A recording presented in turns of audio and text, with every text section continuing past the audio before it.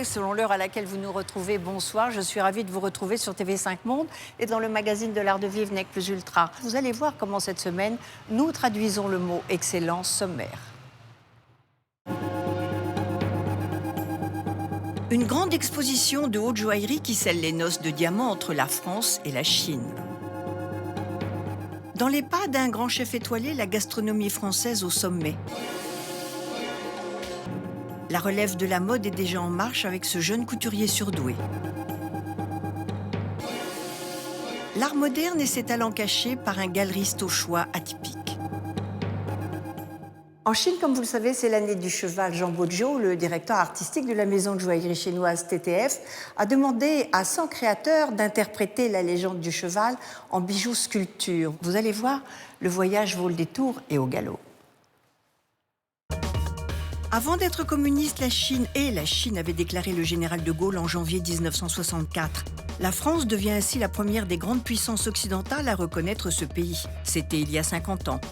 Et cette année du cheval est décidément marquée par cette amitié, puisqu'une grande maison de haute joaillerie chinoise s'installe en France. C'est une première. Alors il fallait une exposition pour rendre cette amitié palpable et prolonger sa fertilité. Du Centre culturel de Chine à Paris au musée d'art antique de Shenzhen, 100 bijoux sculptures célèbrent le cheval et l'entrée dans un nouveau monde. Cette exposition est la rencontre de la Chine et de la France, qui célèbre cette année 2014 l'année du cheval, mais surtout l'amitié franco-chinoise. Il y a 50 ans, le président de Gaulle a été le premier président au monde à reconnaître l'État chinois. Donc, pour célébrer l'amitié franco-chinoise, nous avons décidé, TTF, avec son président qui est Franck Wu, l'État chinois et l'État français, de célébrer l'année du cheval par une exposition qui mélangeait 50 créateurs français et 50 créateurs chinois qui racontent les légendes du cheval. Donc cette exposition s'appelle Contes et légendes du cheval, et a commencé à Paris. Et là, aujourd'hui, elle est à Shenzhen. Cet exercice de style autour du cheval a été proposé à travers un concours au cours duquel 100 artistes chinois et français ont été sélectionnés.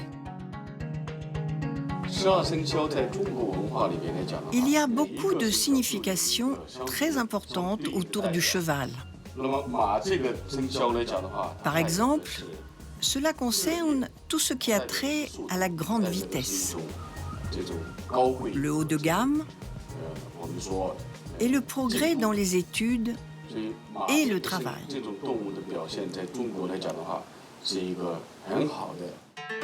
Les œuvres sélectionnées ont été réalisées par les maîtres artisans joailliers de TTF à la manière d'une véritable plateforme d'échange culturel. Certaines créations ont été faites en Chine, d'autres proviennent d'une collaboration entre la Chine et la France. Pour les montres, par exemple, elles viennent de marques comme Vacheron Constantin, Piaget, Jaeger, Cartier, Hublot. Dans ce cas, ce sont les marques qui ont fourni les montres pour l'exposition. Très peu de concepteurs ont été payés pour y participer. La plupart l'ont fait pour le plaisir et la réputation. Les œuvres associent pierres et métaux précieux au savoir-faire des artisans joailliers ainsi qu'au design exceptionnel des artistes sélectionnés. Figuratif ou abstrait, le cheval apparaît dans ces pièces de grand apparat. Et par-delà les taureaux, Picasso avait un autre animal de prédilection. Donc Claude Picasso a validé cette pièce qui est tirée d'après un dessin de son père qui date de 1926, qui est au musée Picasso à l'hôtel de Salé, et qui est un dessin qui fait 15 cm par 26 cm à peu près, et il a simplement été diminué par 3, mais dans une technique qui allie la gravure sur onyx, la laque chinoise. On a mélangé la laque, les diamants noirs, les diamants blancs, et on a fait une pièce de joaillerie qui est une pièce unique, exceptionnelle, pour montrer aussi le savoir-faire de TTF, qui est un savoir-faire international. C'est la première marque de haute joaillerie chinoise qui s'installe à Paris et qui fait travailler dans ses bureaux de style des créateurs du monde entier. TTF est une jeune entreprise créée il y a 12 ans par Franck Wu à Shenzhen.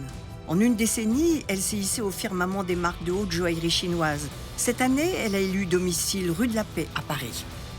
Notre société a toujours travaillé avec des concepteurs et des artistes européens, car nous créons des coopérations.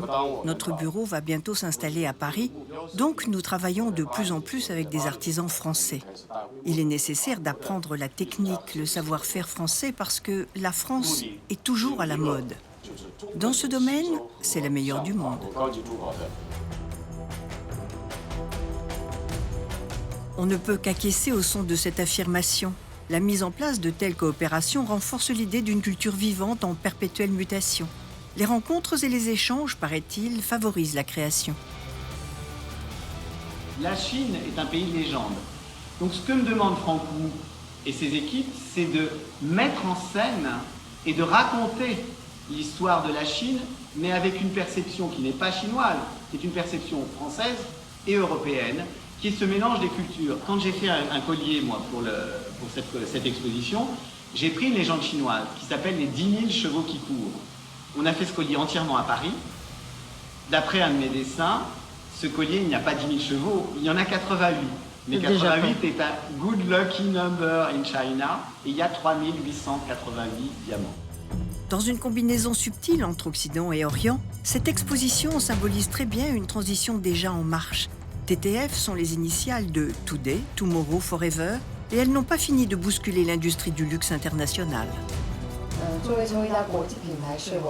On va pousser notre marque à l'international, c'est vraiment un vieux rêve.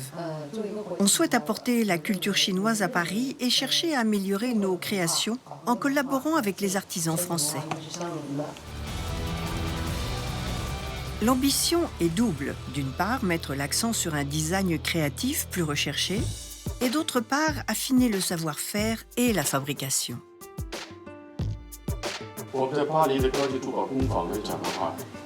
On va installer un atelier à Paris pour tout ce qui concerne la haute joaillerie. Nous allons travailler sur toutes les pièces compliquées et chères. Le travail en France est plus raffiné que celui fait en Chine. Je fais confiance aux ateliers français. Il y a encore tellement de choses à améliorer en Chine. Du chinois made in France, c'est le monde à l'envers, ou plus exactement, bienvenue en 2014. Il faut avouer que l'alliance du jade et du diamant, c'est absolument fascinant. On peut dire cocorico, la France en matière de bel ouvrage et de création reste une référence. En matière de gastronomie aussi, la preuve avec Éric Fréchon, le très discret chef du Bristol. Rencontre. Partons faire la tournée des tables du chef 3 fois étoilé Éric Fréchon. À l'image de l'homme, sa cuisine est sobre et épurée, proche du terroir et insensible aux modes qui tendent à déstructurer le produit. Du Bristol au mini-palais et jusqu'à la gare Saint-Lazare, il distille son style et sa sensibilité pour une cuisine qui connaît ses racines. C'est au Bristol qu'en 2009, il reçoit sa 3e étoile. D'un vélo aux étoiles du Fourneau, il nous raconte son incroyable parcours qui l'a conduit à être chef cuistot. C'était à l'âge de 13 ans. Comment vous vous souvenez le déclic? Ah oui, je me rappelle très bien. Je voulais un vélo en fait. Et mon père m'a dit, si tu veux un vélo, tu vas te le payer, donc il faut aller travailler. Donc je suis allé démarcher les restaurants au Tréport. Et donc j'ai commencé par ouvrir les huîtres, à faire des plateaux de fruits de mer au homard bleu au Tréport. Et c'est comme ça que j'ai découvert le monde de la restauration. La chance que j'ai eue, c'est que j'ai fait une école hôtelière à Rouen. Et le chef des travaux avait fait toutes les grandes maisons parisiennes, dont le France, le paquebot Le France. Et les meilleurs éléments, il les plaçait sur Paris dans des très belles maisons. Donc moi j'ai atterri à la Grande Cascade au Bois de Boulogne.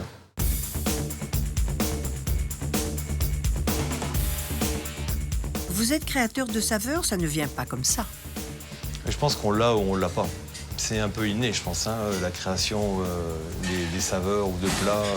C'est un petit peu inné parce que nous-mêmes, quand on crée des plats, ça fuse en fait dans la tête. C'est en permanence qu'on essaie de créer des plats.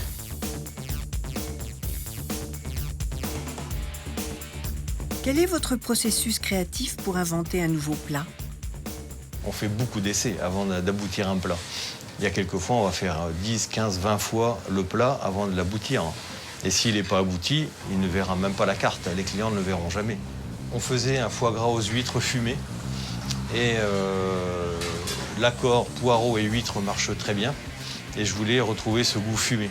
Donc on a essayé de griller le poireau, qui donc du coup a attrapé ce goût de fumée que l'on a accommodé avec les huîtres. Cela fait 15 ans que vous êtes au Bristol. Votre cuisine a-t-elle évolué avec le temps? Je pense que c'est mon palais qui évolue. Et donc forcément on prend de l'âge, on mûrit, on évolue aussi avec son temps. Et on ne mange pas de la même manière à 20 ans qu'à 50 ans. Donc je pense que mon palais se forge au fur et à mesure et ma cuisine, du coup, elle suit. Et au Bristol, on mange aussi avec les yeux. C'est vrai qu'on fait... le design est quand même important dans l'assiette puisque c'est... on mange par l'œil en premier, entre guillemets. Il faut que ce soit un plat qui soit appétissant, qui soit coloré, qui soit surprenant. Et je pense qu'après, ça influe sur le palais déjà. Sa poularde, cuite à l'étuvée dans une vessie de cochon, cabotine en salle avec son allure à la fois surréaliste, amusante et appétissante. C'est la vessie qui est la clé de cette poularde, en fait, puisque elle est cuite pendant 4 heures à un degré très précis dans un bouillon de poule pendant 4 heures. Donc elle est arrosée et au fur et à mesure, elle cuit, elle gonfle et au bout de 4 heures, elle est cuite et là, elle est prête à servir. C'est-à-dire que pour le service, on en cuit 4 ou 5 et puis quand il n'y en a plus, il n'y en a plus. Et oui, un tel chef-d'œuvre ne s'improvise pas. Ce Normand, petit-fils de cultivateur, a su insuffler à cette grande table raffinée une réelle inclination pour les produits du terroir. Je suis un classique quand même à la base et j'aime revoir ces classiques parce que je trouve qu'on a tellement un beau patrimoine culinaire qu'il faut absolument le garder. Alors, c'est pas ce qui m'empêche de m'inspirer quand même de quelques épices, ce qui s'est toujours fait d'ailleurs dans la cuisine française, de la faire évoluer, de lui donner une légèreté, des justesses de cuisson, des produits exceptionnels. Mais j'aime bien faire évoluer cette cuisine. Un peu de chauvinisme ne fait pas de mal face à la tendance pour une cuisine fusion. Le bouillon de culture n'est pas toujours de très bon ton. Mais revenons à nos moutons. Il officie également dans le majestueux édifice du Grand Palais. Gilles Boissier a conçu quand même ce lieu en disant c'est un petit peu l'atelier des artistes. Vous voyez, on voit quelques plâtres sur les murs, comme si c'était un petit peu l'atelier de l'artiste. Et on est dans le Grand Palais, donc forcément, c'est vraiment un lieu contemporain, artistique. Quoi de mieux que le restaurant Le Mini Palais pour combler les grands palais? Ici, on a un petit coin salon. Donc qui est réservé, donc on peut le réserver pour une trentaine de personnes, donc qui donne accès sur la terrasse, donc on peut boire l'apéritif sur la terrasse, on peut revenir manger à l'intérieur. C'est des lieux atypiques quand même dans Paris, c'est unique. J'ai conçu une carte effectivement où je me suis adapté au lieu, parce que c'est une grande brasserie contemporaine, donc il lui fallait des plats aussi contemporains, du style un cabillaud infusé à la citronnelle, une burrata avec un jambon de Parme. Mais point le temps de souffler pour cet homme très occupé.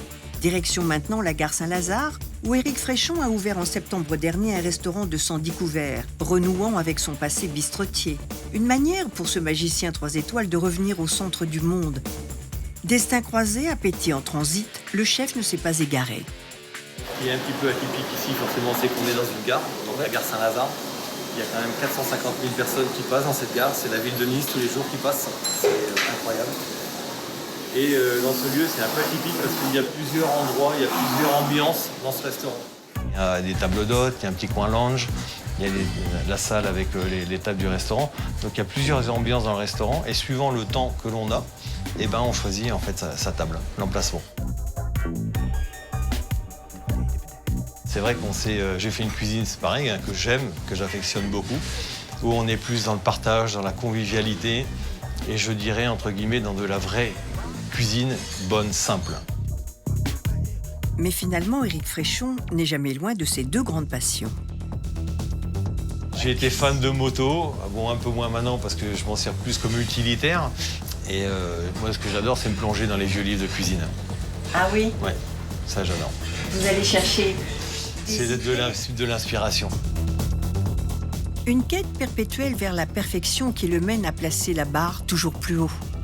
Son livre de recettes nous renvoie directement à nos fourneaux.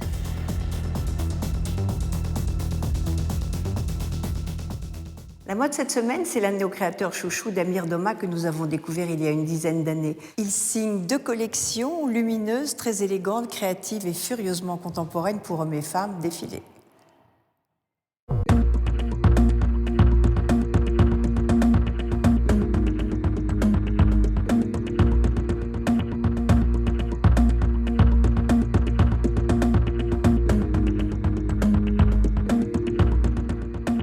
So you will see a very light collection, you know, especially compared to last season, which was quite heavy, and a lot of light materials, very graphic and geometric shapes, and yeah.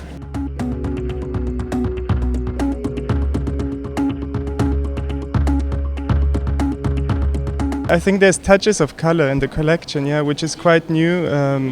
You know, since a while I'm trying to bring color into my work, because I think it helps to make the whole thing feel a bit more light, easy and enjoyable. And yeah, you will see splashes of yellow, splashes of orange, some mint transparency, and yeah.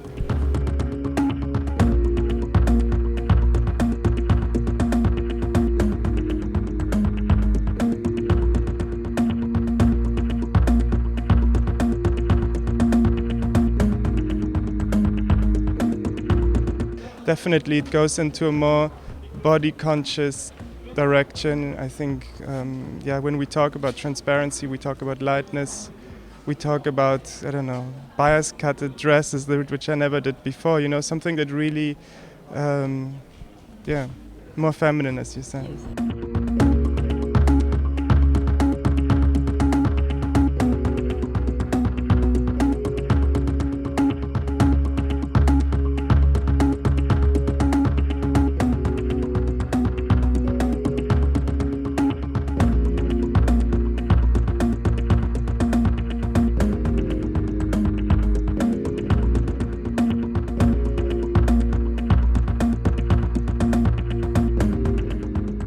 This is a collection that was really born out of the women's wear. You know, as we did the Pitti this year, that was just 10 days ago. So I feel like in a continuous loop of fashion shows at the moment. But I think the men's show is coming out of there in terms of colors, in terms of fabrics, in terms of finishings.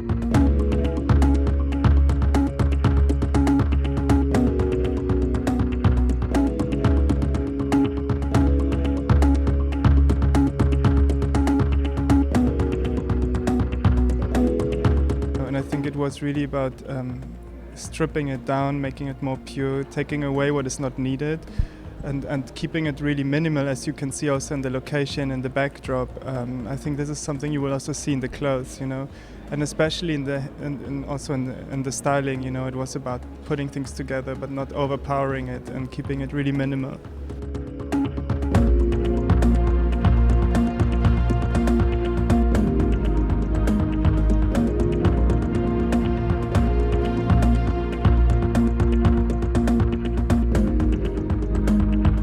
Especially this season, especially the guys that we will see on the catwalk, I think it's a very sophisticated man, you know.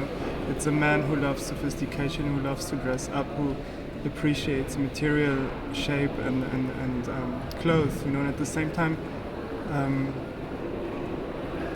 it's also still a really cool kid and doesn't want to get old, you know. I think it's this contradiction of these two.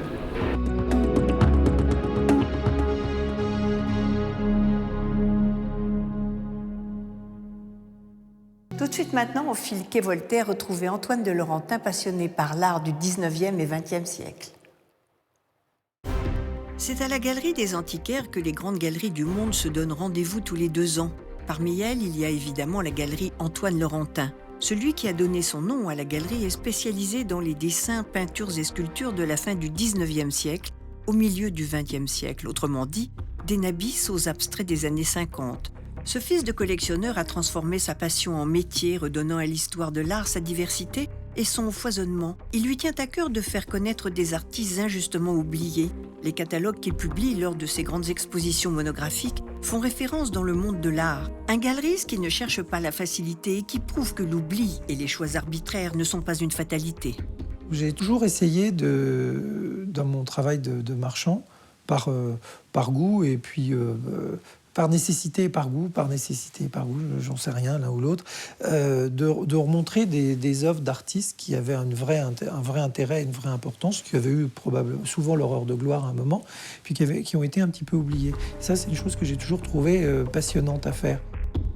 Moins défricheur que justicier dans l'âme, son travail consiste à sortir des dinos qui tournent en boucle dans les bouches des marchands et des collectionneurs.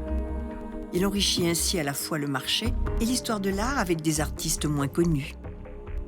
Pour Papazov, en fait, c'est un artiste d'origine bulgare qui est venu s'installer en France assez tôt et qui a été un précurseur du surréalisme. C'est quelqu'un qui, de par son origine, a toujours été farouchement indépendant et qui, en France, a côtoyé tous les surréalistes, que ce soit Tristan Tzara, qui a préfacé le premier catalogue de son exposition, mais qui n'a jamais voulu être sous l'influence directe d'André Breton. Donc il a mené sa vie d'artiste et de créateur avec un vocabulaire surréaliste de façon très indépendante. Il a eu une carrière entre les années 25 et 35 tout à fait active, et puis après, malheureusement, la mode et le temps font leur ouvrage un peu dévastateur, donc c'est quelqu'un qui a été complètement oublié. Et nous, dans le cadre de la Biennale, on avait essayé de représenter un ensemble significatif de son travail. Né en 1894 en Bulgarie, Georges Papazov s'installe à Paris en 1924, où il rencontre notamment Miro et Ernst. Il est considéré comme un des précurseurs du surréalisme abstrait. La transcription d'imagination de cet homme qui est tout à fait extraordinaire. C'est totalement en décalage, c'est tellement en avance, tellement moderne, tellement novateur. Et en même temps, pour des gens du XXIe siècle, c'est complètement actuel. C'est une peinture qui est tout à fait compréhensible pour nous.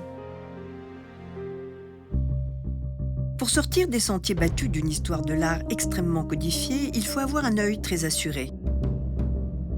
Comment fait-on pour différencier l'œuvre d'un grand artiste de celle d'un artiste lambda?